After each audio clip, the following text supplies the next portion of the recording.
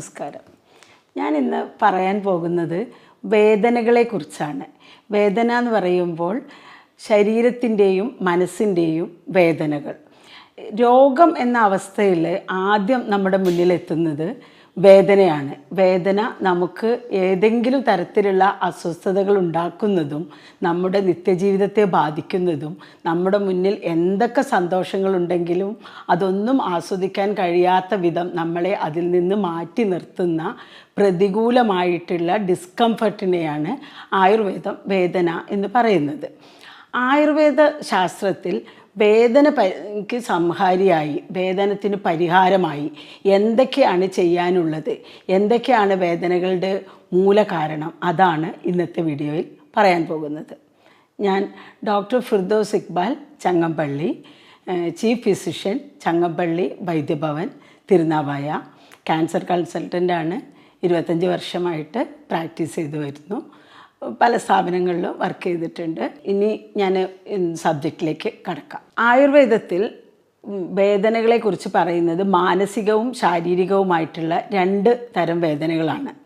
അതിൽ ശാരീരിക വേദനകൾക്ക് പ്രധാനമായിട്ട് പറയുന്നത് സാധാരണ നിങ്ങളെല്ലാം ആയുർവേദത്തിൻ്റെ ടേംസിൽ കേട്ടിട്ടുള്ളത് പോലെ തന്നെ വാത, പിത്ത, കഫ എന്നിവയാണ് ഇതിന് കാരണമാകുന്നത്. എന്ന് വെച്ചാൽ ഈ 3 കാര്യങ്ങൾ ശരീരത്തിൻ്റെ ഫിസിയോളജിയാണ്.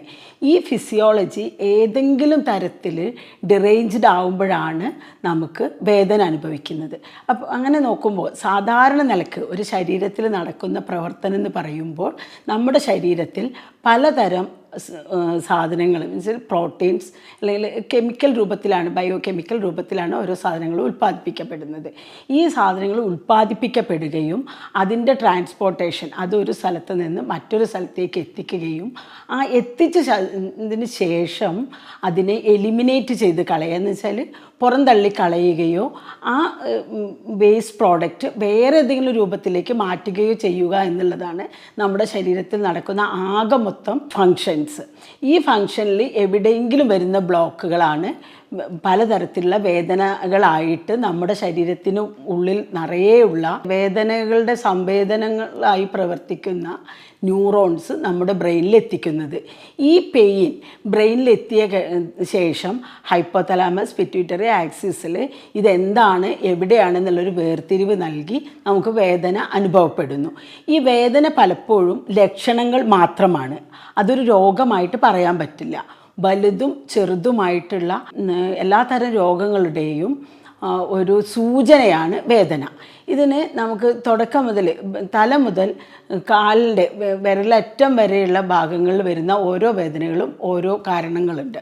അതിന് മസ്കുലോ സ്കെലിറ്റൽ സിസ്റ്റത്തിലെ ഡിസീസ് ആണ് ഇവിടെ ഞാൻ ആദ്യം പറയാൻ പോകുന്നത്.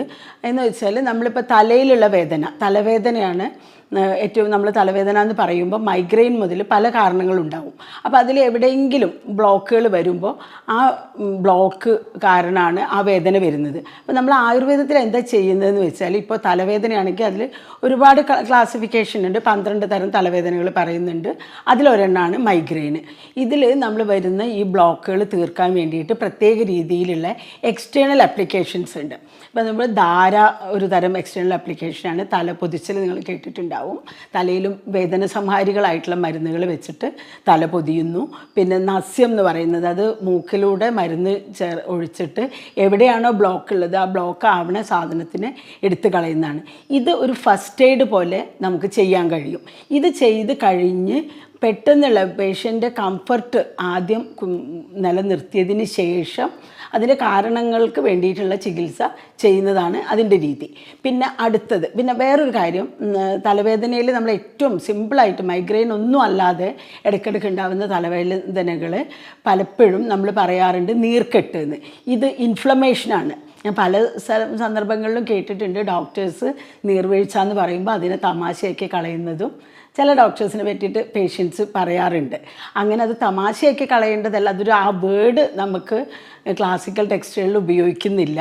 എന്നിരുന്നാലും നീർക്കെട്ട് എന്ന് പറയുന്നത് ഇപ്പം നമ്മൾ തലയിൽ വെള്ളം ഒഴിച്ച് കഴിയുമ്പോൾ അത് വെള്ളത്തിൽ അണുബാധ ഉണ്ടാവാനുള്ള വെള്ളത്തിൻ്റെ കാരണത്താൽ ഇപ്പോൾ മഴ കൊള്ളുക ഇത്തരം കാരണത്താൽ അണുബാധയ്ക്കുള്ള സാധ്യത കൂടുകയും മൈൽഡായിട്ടുള്ള ഇൻഫ്ലമേഷൻ തലയുടെ മേലെയുള്ള സ്കിന്നും തലയോട്ടിയും കൂടി ചേരുന്ന ഏരിയയിലുള്ള മൈൽഡ് ഇൻഫ്ലമേഷൻ കൊണ്ടായിരിക്കും അത്തരം ഒരു പെയിൻ വരുന്നത്.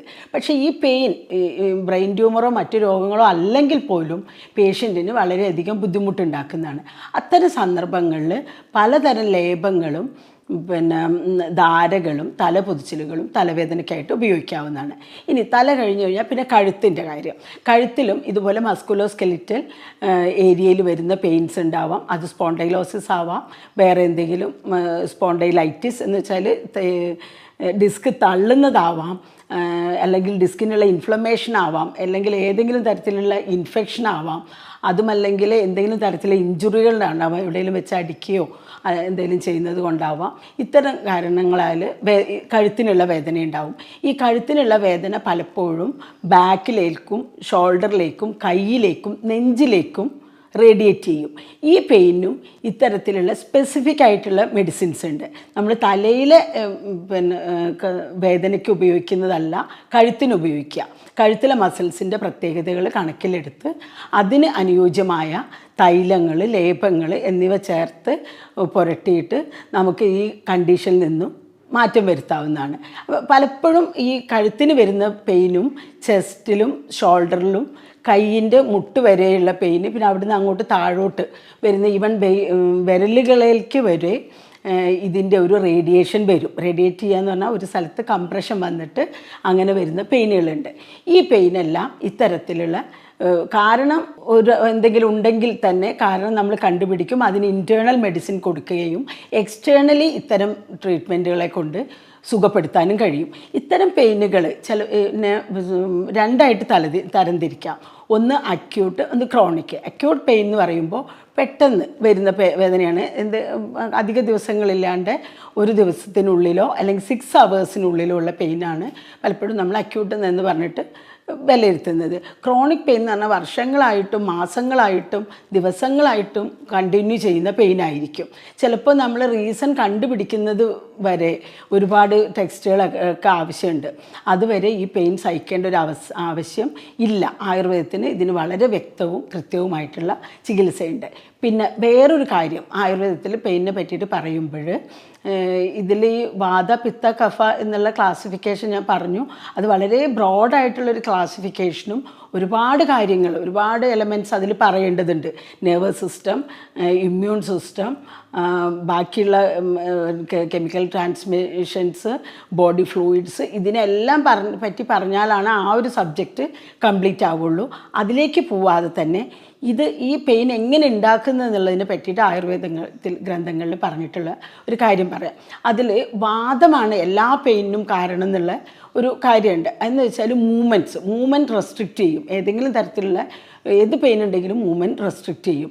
ഈ റെസ്ട്രിക്ഷന് കാരണം നെർവസ് സിസ്റ്റമാണ്. ഈ നെർവസ് സിസ്റ്റത്തിൻ്റെ ഫങ്ഷൻ വാദത്തിൻ്റെ ഒരു ഫങ്ഷനായിട്ടാണ് എടുക്കുന്നത്. നെർവസ് സിസ്റ്റം കംപ്ലീറ്റ് വാദത്തിൻ്റെ ഫങ്ഷൻ എന്നല്ല, ഒരു ഫങ്ഷൻ അതാണ്. വാദ എന്ന് പറയുന്ന ഫാക്ടറിൻ്റെ ഒരു ഫങ്ഷനാണ് നെർവസ് സിസ്റ്റം ഫങ്ഷൻ. ഇതിൻ്റെ പെയിനിൽ പറയുന്നത് 24 ടൈപ്സ് ഓഫ് പെയിൻ ആയുർവേദത്തിൽ ഡിസ്ക്രൈബ് ചെയ്തിട്ടുണ്ട്. ഈ 24 ടൈപ്സും നമ്മൾ വേർതിരിച്ച് ഓരോന്നിനും അതിൻ്റേതായ വ്യക്തമായ മരുന്നുകൾ വികസിപ്പിച്ചെടുത്തിട്ടുണ്ട്. പുതിയ റിസർച്ച് വഴിയും ഞാൻ എൻ്റെ ക്ലിനിക്കിൽ ഡെവലപ്പ് ചെയ്തെടുത്തതുണ്ട്. അതുകൂടാതെ തന്നെ ആയുർവേദിക് റിസർച്ചുകൾ വഴി ഡെവലപ്പ് ചെയ്തതും പഴയ മെഡിസിൻസും ഒരുപാടുണ്ട്. അതിൽ ഓരോ പെയിനും ഓരോ തരമായിരിക്കും. അതെങ്ങനെയെന്ന് വെച്ചാൽ പ്രിക്കിംഗ് പെയിന്, പിന്നെ ത്രോബിങ് പെയിൻ എന്ന് വെച്ചാൽ കുത്തുന്ന പോലത്തെ, സൂചി കൊണ്ട് കുത്തുന്ന പോലത്തെ വേദന, എന്തെങ്കിലും ഒരു സാധനം എടുത്ത് അടിക്കുന്ന പോലത്തെ വേദന, മുറിഞ്ഞു വീഴുന്ന, കട്ട് ചെയ്ത് മാറ്റുന്ന പോലത്തെ വേദന, പിന്നെ സ്കോർപ്പിയോൺ എന്ന് പറഞ്ഞാൽ സ്കോർപ്പിയോൺ ബൈറ്റ്, അങ്ങനത്തെ സാധനങ്ങൾ കടിച്ചാലുള്ള പോലത്തെ വേദന, ഉറുമ്പ് കടിച്ചാലുള്ള വേദന, കട്ടുറുമ്പ് കടിച്ചാലുള്ള വേദന, തുണി കൊണ്ട് കെട്ടി വരിയുമ്പോഴുള്ള വേദന, ഇങ്ങനെ 24 ടൈപ്സ് ഇതിൽ പറഞ്ഞിട്ടുണ്ട്. ഇത് നമ്മൾ പലപ്പോഴും പേഷ്യൻസ് വന്നിട്ട് നമ്മളോട് പറയുന്നൊരു കാര്യമാണ്. എക്സാക്റ്റ് ഇതേ വേർഡ്സ് അവർ ഉപയോഗിക്കാറുണ്ട്. ചിലർ പറയും നെഞ്ചിൽ ഭാരം കയറ്റി വെച്ച പോലെ, കല്ലിരിക്കുന്ന പോലത്തെ വേദന. ഇതൊക്കെ ഓരോരോ പാത്തോളജി ഇതിനുണ്ട്. ഈ പാത്തോളജിക്കെല്ലാം മെഡിസിൻസ് ഉണ്ട്. അപ്പോൾ നമ്മൾ സാധാരണ നമ്മുടെ ക്ലിനിക്കിൽ വരുമ്പോൾ പേഷ്യൻറ്റിനെ കംഫർട്ടാക്കുക എന്നുള്ള നിലക്ക് ഇതിനുള്ള ട്രീറ്റ്മെൻറ്റ് ആദ്യം കൊടുക്കുന്നു. പിന്നെ ഇത് കൂടാതെ ഇതോടൊപ്പം വരുന്ന മറ്റ് ഒരു കാര്യമാണ് മാനസികമായിട്ടുള്ള വ്യതകൾ. അപ്പം മാനസികമായിട്ടുള്ള വ്യതകളെ കൊണ്ടും ഇതേപോലെ പെയിൻ ഫീൽ ചെയ്യും. ഇതിന് ആയുർവേദത്തിൽ പറയുന്ന വഴിയാണ് മനോദോഷ ഔഷധങ്ങൾ എന്ന് പറയും. ധൈര്യം, ആത്മവിജ്ഞാനം, ഇതാണ് ഇതിനുള്ള ഔഷധം എന്നായിട്ട് പറയുന്നത്. ബുദ്ധി കൊണ്ടുള്ള ചിന്ത, റീസണിങ് പവർ, ധൈര്യം, നമ്മൾ എന്താണെന്നുള്ള ആത്മവിശ്വാസം എന്നുള്ളത് പറയുന്നത് എന്താണ് ഇതിന് കാരണം എന്നുള്ളതാണ്. നമ്മൾ മറ്റേ പറയുന്ന കോൺഫിഡൻസ് എന്നുള്ളത് മാത്രമല്ല. അങ്ങനെയുള്ള കാര്യങ്ങൾ പറഞ്ഞ് മനസ്സിലാക്കി കൊടുത്താലും ഈ പെയിൻ റിസപ്റ്റേഴ്സിൽ മാറ്റം വരികയും പ്രോസ്റ്റാഗ്ലാൻഡിൻ ആണ് നമ്മൾ മോഡേൺ ഇതിലിപ്പോൾ നമുക്കറിയാം, ഇന്നത്തെ റിസർച്ചേഴ്സിൽ നമ്മൾ പറയുന്നത് പ്രോസ്റ്റാഗ്ലാൻഡിൻ്റെ ഫങ്ഷനും കോക്സിൻ്റെ ഫങ്ഷനും ഇൻഹിബിറ്റ് ചെയ്യുന്നതാണ് നമ്മൾ പെയിൻ കില്ലേഴ്സ്. ഇതേ എഫക്റ്റ് നമുക്ക് ഈ മേൽപ്പറഞ്ഞ ചികിത്സകളെ കൊണ്ട് തന്നെ കിട്ടും. ഞാനിപ്പോൾ കഴുത്തിൻ്റെ പെയിൻ വരെയാണ് പറഞ്ഞു നിർത്തിയത്. ഇനി അവിടുന്ന് അങ്ങോട്ട് നോക്കുമ്പോൾ കഴുത്ത് കഴിഞ്ഞിട്ട് ഇപ്പോൾ നമ്മൾ തലയിലുള്ള 12 നെർവ്സ്, ക്രേനിയൽ നെർവ്സ് എന്ന് പറയും. പിന്നെ അതുപോലെ നട്ടലിലേക്ക് 31 പെയർ നെർവ്സ് ഉണ്ട്. ഇത്രയും പെയേഴ്സ് ഓഫ് നെർവ്സ് പല ഭാഗങ്ങളിലേക്ക് സപ്ലൈ ചെയ്യാണ്. ഇതിൽ ഓരോന്നിനും ഓരോ ടൈപ്പ് ഓഫ് പെയിൻ ഉണ്ടാക്കാനുള്ള കഴിവുണ്ട്. ഇത് ഇൻറ്റേർണൽ ആയിട്ടുള്ള പെയിൻ എന്ന് പറയുമ്പോൾ ഇൻറ്റേർണൽ ഓർഗൻസിലും പെയിൻ വരും. ഇപ്പോൾ നമ്മളിപ്പോൾ ചിലപ്പോൾ ഇതിനുള്ള കാരണങ്ങളായിട്ട് പറയുന്നതിൽ നമ്മൾ ഫിസിക്കൽ റീസൺ, നമ്മുടെ ഭാഗത്തു നിന്നുള്ള കാരണങ്ങൾ, ഒന്ന് കൂടുതലായിട്ടുള്ള എക്സസൈസ്. ആ എക്സസൈസുകൾ കൂടുതലായാൽ പലതരത്തിലുള്ള മയാൾജിയാസ് വരും. മയാൾജിയ എന്ന് പറഞ്ഞാൽ മസ്കുലാർ പെയിൻ, മസിൽസിൽ വരുന്ന പെയിൻസ്, പലതരത്തിലുള്ള പെയിൻ വരും. അത് പലപ്പോഴും നമ്മൾ വിചാരിക്കും, ഇപ്പോൾ ഈവൻ ഒരു വയറിൻ്റെ ഒരു സൈഡിലാണ് പെയിൻ എന്ന് പറയുമ്പോൾ പേഷ്യൻസ് പലപ്പോഴും ചോദിക്കാറുണ്ട് എനിക്ക് ലിവറിന് എന്തെങ്കിലും കേടുണ്ടോ എന്ന്. ലിവറിനായിരിക്കില്ല. ഈവൻ ഹാർട്ടിൻ്റെ മേലുള്ള മസിൽസിന്, ഹാർട്ടിൻ്റെ മേലെ എന്ന് പറഞ്ഞാൽ ഹാർട്ടിൻ്റെ മസിലല്ല ഉദ്ദേശിക്കുന്നത്, അതിന് പുറത്ത് ചെസ്റ്റിൻ്റെ മേലെ റിബ്സിൻ്റെ ഇടയിലുള്ള മസിൽസിന് ഒരു പെയിൻ വന്നാൽ അതൊരു തരം മയാൾജിയാണ്. അപ്പോൾ നമുക്ക് ഭയങ്കരമായിട്ട് ഹാർട്ട് പേഷ്യൻറ്റിന് ഉണ്ടാകുന്ന പോലത്തെ പെയിനുകൾ വരും. ഇത്തരം പെയിനുകൾക്ക് അതിൻ്റേതായ ചില മെഡിസിൻസ് ഉണ്ട്. ഈ മെഡിസിൻസ് അപ്ലൈ ചെയ്ത് ഉള്ള ചികിത്സകളാണ് അതിൽ കൊടുക്കുന്നത്. പിന്നെ ഇൻറ്റേർണൽ ഓർഗനിൽ നേരത്തെ പറഞ്ഞ പോലെ ബ്ലാഡറിൽ വരുന്ന പെയിൻ, അത് പലപ്പോഴും ഇൻഫ്ലമേഷൻ ആയിരിക്കാം. ഇൻഫ്ലമേഷൻ എന്ന് പറഞ്ഞാൽ അവിടെ എന്തെങ്കിലും തരത്തിലുള്ള ഇൻഫെക്ഷനും കൂടി ഉണ്ടാവാം. ഏതെങ്കിലും തരത്തിലുള്ള അണുബാധയായിരിക്കാം, വീക്കങ്ങൾ ഉണ്ടായിരിക്കാം. പിന്നെ അതുപോലെ താഴോട്ട് വരുമ്പോൾ കാലിലുള്ള പെയിന് പലപ്പോഴും സയാറ്റിക്ക എന്ന് പറഞ്ഞൊരു കണ്ടീഷനുണ്ട്. സയാറ്റിക്ക എന്ന് പറയുമ്പോൾ നമ്മളെ ലോവർ ബാക്കിലുള്ള നട്ടലിൻ്റെ അറ്റത്തുള്ള കശേരുക്കളുണ്ട്. ഈ കശേരുക്കൾക്കുള്ള വീക്കം കൊണ്ടോ അതല്ലെങ്കിൽ കശേരുക്കൾ തള്ളിയിട്ട് അതിനടുത്തുള്ള ഞരമ്പുകളിലേക്ക് തട്ടുന്നത് കൊണ്ടോ ബാക്ക് പെയിൻ വരാം. ചില ആളുകളിൽ ബാക്ക് പെയിൻ അവിടെ ഇൻഫ്ലമേഷൻ ഉണ്ടെങ്കിലാണ് ബാക്ക് പെയിൻ വരിക. ഇൻഫ്ലമേഷൻ ഇല്ലാതെ വെറും ഡിസ്ക് തള്ളിയത് മാത്രമാണെങ്കിൽ ഇത് കാലിലേക്കുള്ള പെയിനായിട്ടാണ് വരിക. അപ്പോൾ ചിലപ്പോൾ കാലിൻ്റെ പിൻഭാഗത്തോട് താഴോട്ട് റേഡിയേറ്റ് ചെയ്യുന്ന പെയിൻ രീതിയിൽ വരാം. അതല്ലെങ്കിൽ കാലിൻ്റെ തുടയുടെ മുൻവശത്ത് കൂടി ആയാലും അങ്ങനെ വരാം. ഇത് വിരലിൻ്റെ അറ്റം വരെ എത്താറുണ്ട് ഈ പെയിൻ. ചില ആളുകൾ ഇത് പ്രസൻറ്റ് ചെയ്യുന്നത് കാലിൻ്റെ വിരലിലുള്ള നംനെസ് ആയിട്ടാണ്. ഈ നംനെസ് പോലും നമ്മൾ ഈ പെയിൻ്റെ ഒരു പാർട്ടായിട്ടാണ് നംനെസ്സും ബേണിങ് സെൻസേഷനും എടുക്കുന്നത്. നംനെസ് എന്ന് പറയുമ്പോൾ തരിപ്പ്, പിന്നെ കടച്ചിൽ, ഇതൊക്കെ ഇതിന് പെയിന് ഉപയോഗിക്കുന്ന ഡിഫറെൻറ്റ് പേരുകളാണ്. ഞാൻ നേരത്തെ പറഞ്ഞ 24 പേരുകളിൽ ഉൾക്കൊള്ളുന്നതാണ്. നംനെസ്സും തരിപ്പ് എന്നാണ് പറയുക. പിന്നെ അതുകൂടാതെ ബേണിങ് സെൻസേഷൻ എന്ന് പറഞ്ഞാൽ ചൂട് ഉള്ള പോലെ, ചിലർ പറയും കനൽ കോരിയിട്ട പോലെ പെയിൻ. ഇതിനൊക്കെ കറക്റ്റ് ഓരോ ടൈപ്പ് പെയിനും അതിൻ്റേതായ റീസൺസ് ഉണ്ട്. അങ്ങനെ റീസൺസ് ഉള്ളത് കൊണ്ട് തന്നെ സ്പെസിഫിക് മെഡിസിനും ഉണ്ട്. അപ്പോൾ നമ്മൾ എല്ലാറ്റിനും കൂടി, എല്ലാ പെയിനും കൂടി നമ്മൾ ബ്രെയിനിൽ ഇത് ബ്ലോക്ക് ചെയ്യുന്ന രീതിയിൽ എന്തെങ്കിലും ഒരു മരുന്ന് കൊടുത്ത്, നമുക്കിപ്പോൾ ഈവൻ നാർക്കോട്ടിക്സ് കഴിച്ചാലും പെയിൻ നമ്മൾ അറിയാതിരിക്കും. പക്ഷേ അത് ആ സിംറ്റം മാത്രം നമ്മൾ അറിയാതിരിക്കുന്നുള്ളൂ. പക്ഷേ അത് അതിൻ്റെ വേദന കൂടിക്കൊണ്ടിരിക്കും. അപ്പോൾ നമ്മൾ കാലിൻ്റെ വിരലിൻ്റെ അറ്റത്താണ് ഒരു പെയിൻ എന്ന് പറഞ്ഞ് എന്തെങ്കിലും പെയിൻ കില്ലർ കഴിച്ച് കഴിഞ്ഞിട്ട് അതുകൊണ്ട് എന്താ സ്ഥിരമായിട്ട് ഇത്തരം മെഡിസിൻസ് കഴിക്കുമ്പോൾ എന്താ സംഭവിക്കാൻ പോകുന്നത്? കിഡ്നിക്കും ലിവറിനും ഈവൻ ഹാർട്ടിനും ബ്രെയിനിന് വരെ ഡാമേജ് ഉണ്ടാക്കുന്ന മരുന്നുകളുണ്ട്. അവ കാലക്രമത്തിൽ ഇത്തരം അസുഖങ്ങളിലേക്ക് നയിക്കുകയാണ് ചെയ്യുന്നത്. അപ്പോൾ അതിന് പകരമായിട്ട് നമുക്ക് ചെയ്യാൻ പറ്റുന്നത് ആദ്യമേ പെയിൻ റിലീവ് ചെയ്യുക. അതിന് എന്താണെന്ന് കണ്ടുപിടിക്കാൻ പലപ്പോഴും ഇപ്പോൾ ലൂപ്പസ് പോലുള്ള രോഗങ്ങളിലൊക്കെ നമ്മളൊരുപാട് ചിലപ്പോൾ സമയമെടുക്കും. ഇപ്പോൾ പിന്നെ ANA പോസിറ്റീവായിട്ടുള്ള കേസുകളിൽ ഇതിലൊക്കെ സമയമെടുക്കും. അതിനു മുമ്പ് തന്നെ ഇത്തരം കാര്യങ്ങൾ ചെയ്ത് പെയിൻ റിലീവ് ചെയ്തതിന് ശേഷം മരുന്നുകൾ കൊടുത്തു കഴിഞ്ഞാൽ കൂടുതൽ എഫക്റ്റീവായിരിക്കും. പക്ഷേ ഒരു കാര്യം കൂടി ഇതിൻ്റെ കൂടെ പറയുകയാണ്, പെയിൻ റിലീഫായിട്ട് മോർഫിൻ മുതൽ അതിൻ്റെ താഴോട്ടുള്ള ഒരുപാട് മെഡിസിൻസ് ഉണ്ട്. ഈ മെഡിസിൻസ് വളരെ കുറഞ്ഞ അളവിൽ ഡോക്ടറുടെ നിർദ്ദേശപ്രകാരം ഒരു മാസത്തിന് താഴെയോ ഒക്കെ ഉപയോഗിക്കുന്നുണ്ട്. തകരാറൊന്നുമില്ല. നമ്മളതൊരു കുഴപ്പമായിട്ട് പറയേണ്ടതില്ല.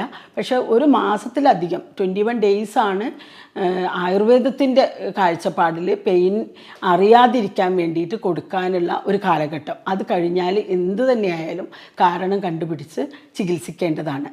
പിന്നെ ഈ പെയിൻ്റെ കാര്യത്തിൽ പറയുമ്പോൾ നമ്മൾ ക്രോണിക് പെയിന് നമ്മൾ ചെയ്യുന്ന നമ്മുടെ ഹോസ്പിറ്റലിൽ ചെയ്യുന്ന ഒരു ട്രീറ്റ്മെൻറ്റ് എന്ന് പറയുമ്പോൾ സ്നേഹപാനം എന്ന് പറയുന്ന ഒരു ട്രീറ്റ്മെൻറ്റാണ്.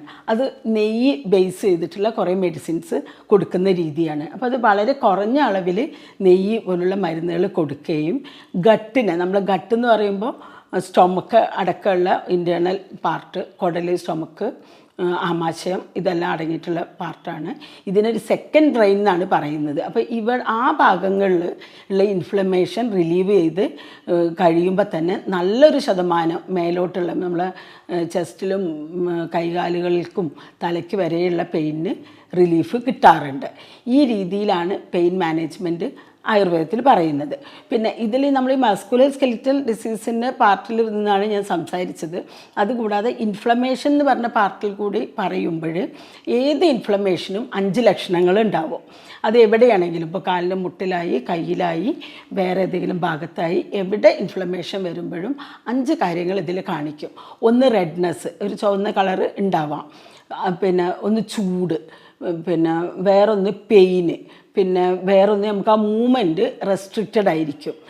നമ്മൾ ഏതെങ്കിലും സൈഡിലേക്ക് മൂവ് ചെയ്യാനോ മറ്റോ കഴിയാതുള്ളത്. വേറൊന്ന് സ്വെല്ലിങ്, ഏതെങ്കിലും തരത്തിലുള്ള തടിപ്പ്.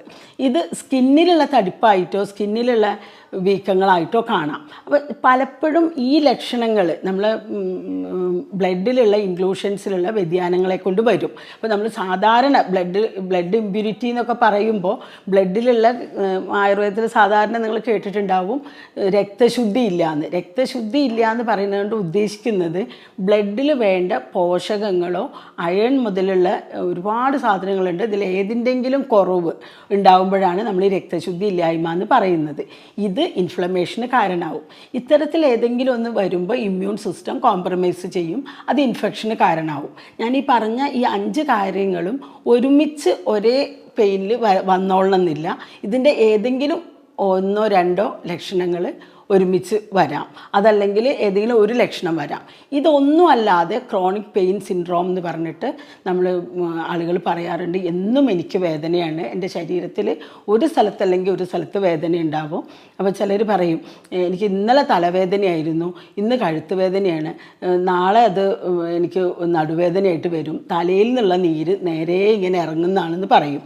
ഈ ഒരു പേഷ്യൻറ്റിൻ്റെ കാഴ്ചപ്പാടിൽ അവർ പറയുന്ന രീതിയിൽ ഒരു നീര് വന്ന് ഒരു ഇറക്കം എന്ന് പറയുന്ന അവരുടെ കാഴ്ചപ്പാടിലില്ലെങ്കിലും ഇതിന് പിന്നിൽ വ്യക്തമായിട്ടുള്ളൊരു പാത്തോഫിസിയോളജി ഉണ്ട്. കാരണം എങ്ങനെയാണ് ഈ രോഗം വരുന്നത്, അതെങ്ങനെ അടുത്തടുത്ത അവയവങ്ങളിലേക്ക് പോകുന്നത് എന്നുള്ള. അപ്പോൾ ഇതിൽ ഏതെങ്കിലും ഒരു തടസ്സം കൊണ്ടായിരിക്കുമല്ലോ. ഇപ്പോൾ നമ്മൾ ഫോർ എക്സാമ്പിൾ ഏതെങ്കിലും ഒരു ചാനലിൽ ഒരു ബ്ലോക്ക് വന്ന് അപ്പോഴൊരു പെയിൻ ഉണ്ടാവാം. അപ്പോൾ അത്തരം പെയിനുകൾ വരുന്നതിന് കാരണമുണ്ട്. അപ്പോൾ അത് കറക്റ്റ് കണ്ടെത്തുന്നതിന് മുമ്പേ നമ്മൾ ഒരു പ്രജുഡിസോട് കൂടിയിട്ട് മരുന്നുകൾ കഴിക്കുന്നത് ശരിയല്ല. വേദന സംഹാരികൾ ഇത്തരത്തിൽ ഹാർട്ടിനും കിഡ്നിക്കും ലിവറിനും എല്ലാം ഭാരമാകുന്ന രീതിയിലും സർവോപരി ഇമ്മ്യൂൺ സിസ്റ്റത്തിനെ കോംപ്രമൈസ് ചെയ്യുന്ന രീതിയിലും പെയിൻ കില്ലേഴ്സ് കഴിക്കാതെ ഏത് തരം പെയിനാണെങ്കിലും ആയുർവേദത്തിൻ്റെ ഒരു പരിഹാരം നിങ്ങൾക്ക് തേടാവുന്നതാണ്. ഏറ്റവും സിമ്പിളായിട്ട് ചില പൊടിക്കൈകൾ ഞാൻ പറഞ്ഞു തരാം. അതിൽ ആദ്യത്തെ കാരണം, ഏത് തരം പെയിനിലും ബോഡിയിലെ ടെമ്പറേച്ചർ ഒരല്പം കൂടിയിട്ടുണ്ടാവും. നമ്മൾ അറിഞ്ഞോ അറിയാതെയുള്ള, ചിലപ്പോൾ നമ്മൾ പറയും ഫീവറിഷാണ്, ഇത്തിരി പനിക്കുന്ന പോലെ ഉണ്ട്, ഒരു ക്ഷീണമുണ്ട് എന്നൊക്കെ പറയുന്നത് നമ്മൾ തൊട്ട് നോക്കിയാൽ ചൂടുണ്ടായിക്കോളണമെന്നില്ല. ഈവൻ തെർമോമീറ്റർ വെച്ച് നോക്കുമ്പോഴും ചിലപ്പോൾ ഇൻക്രീസ് ചെയ്തിട്ടുണ്ടാവും. നമ്മളെല്ലായ്പ്പോഴും ഒന്നും ഇപ്പോൾ തെർമോമീറ്റർ വെച്ച് നോക്കാനും പോകുന്നില്ല. അത്തരം അവസ്ഥകളിൽ മൈൽഡായിട്ടുള്ള ഒരു ബോഡി ടെമ്പറേച്ചർ അവിടെ കൂടാൻ സാധ്യതയുണ്ട്. അത്തരം സന്ദർഭങ്ങളിൽ നമ്മൾ ചെയ്യേണ്ടത്, നമ്മൾ ആയുർവേദത്തിലൊരു തിയറി ഉണ്ട്, ലംഘനം പാചനം കാലോ യവാഗോ തിക്തകോ രസക എന്നാണ് ഒരു ശ്ലോകമാണ്. എന്ന് വെച്ചാൽ നമ്മൾ ലംഘനം എന്ന് പറയുമ്പോൾ ഫുഡിൻ്റെ അളവ് പരമാവധി കുറക്കുക. എന്നുവെച്ചാൽ ഉപവാസം നിലക്ക് പോയില്ലെങ്കിൽ പോലും ലൈറ്റായിട്ടുള്ള ഫുഡിലേക്ക് പോവുക ഇത്തരം പെയിൻ വരുമ്പോൾ. അത് കഴിഞ്ഞിട്ട് നമ്മൾ എന്തെങ്കിലും ഡൈജസ്റ്റീവായിട്ടുള്ള ഡൈജഷൻ ഇൻക്രീസ് ചെയ്യുന്ന തരത്തിലുള്ള എന്തെങ്കിലും സാധനങ്ങൾ, ഇപ്പോൾ നമുക്കിപ്പോൾ എളുപ്പത്തിൽ കിട്ടുന്നത് ഇഞ്ചി ജീരകം ഇത്തരം സാധനങ്ങളാണ്. ഇങ്ങനെ എന്തെങ്കിലും ഇട്ടിട്ടുള്ള വെള്ളം തിളപ്പിച്ചിട്ട് അത് കുടിക്കുന്നത് നന്നായിരിക്കും. അത് കഴിഞ്ഞിട്ട് എന്തെങ്കിലും പ്രോട്ടീൻ കൂടുതലുള്ള ഫുഡ്, അതിലിപ്പോൾ ഏറ്റവും മുന്നിൽ നിൽക്കുന്നത് ചെറുപയർ തിളപ്പിച്ച വെള്ളമാണ്. അത് ഒന്ന് ട്രൈ ചെയ്യാം. അത് കഴിഞ്ഞിട്ട് നന്നായിട്ട് റെസ്റ്റ്, ഈ റെസ്റ്റും കൂടി കഴിഞ്ഞതിന് ശേഷം ഇത്തരം ഒരു കാര്യം നമ്മൾ ഒന്ന് ട്രൈ ചെയ്തതിന് ശേഷം അതിൻ്റെ ചികിത്സയിലേക്ക് പോവുകയും ഡോക്ടേഴ്സിനെ കണ്ട് വേണ്ട വിധത്തിൽ ചെയ്യുകയാണെങ്കിൽ പെയിൻ നന്നായിട്ട് മാനേജ് ചെയ്യാൻ പറ്റും.